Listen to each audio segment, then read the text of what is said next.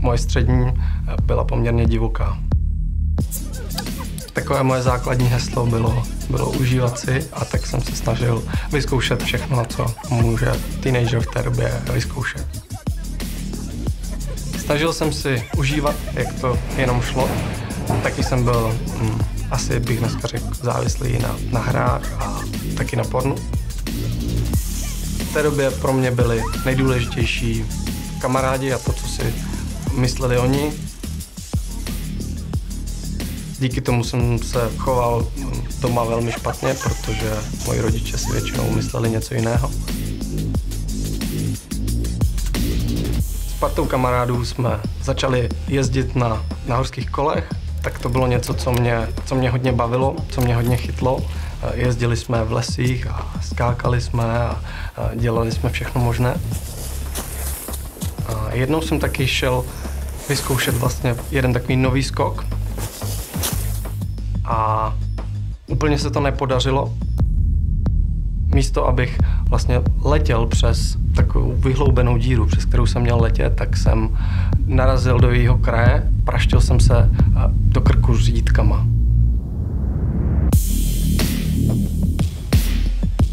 Věděl jsem, že je asi něco špatně, plival jsem krev, ale zároveň jsem byl schopný normálně fungovat. A tak jsem nasedl na kolo a jel jsem na kole domů, potom do nemocnice. A tam se doktor podíval do krku a zjistil, že ho mám vlastně na 3 kusy a řekl, že mě okamžitě musí operovat. A v tu chvíli mi došlo, že to je fakt průšvih. Tak jsem se začal modlit, protože to bylo tak asi jediné, co mi v tu chvíli zbývalo.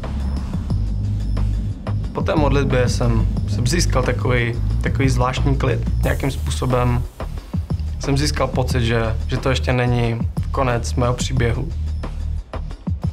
Na sále jsem strávil několik hodin. Po tom, co jsem se probral z narkózy, tak za mnou přišli doktoři a řekli, že operace byla z větší části úspěšná, ale že bohužel nebyli schopni to udělat tak, abych mohl ještě někdy mluvit.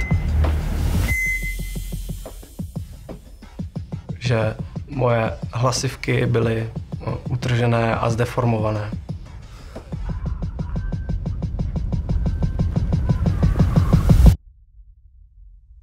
A tak jsem seděl na nemocniční posteli a přemýšlel jsem, jaké to bude žít bez možnosti znova mluvit. A v tu chvíli jsem šáhnul po telefonu a našel jsem tam SMS-ku. Ani nevím, kdo mi ji napsal, ale byla tam jedna věta z Bible, která říkala: neumřu, budu žít a budu mluvit o tom, co Bůh dělal v mém životě. A několik týdnů po operaci jsem začal mluvit. Zněl jsem sice jako postava ze Star Wars jménem Darth Vader, ale mluvil jsem.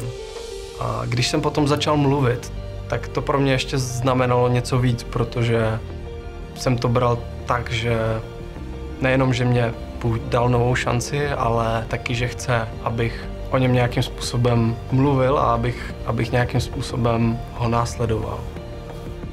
A tak Bůh začal skutečně měnit můj život ve spoustě věcí.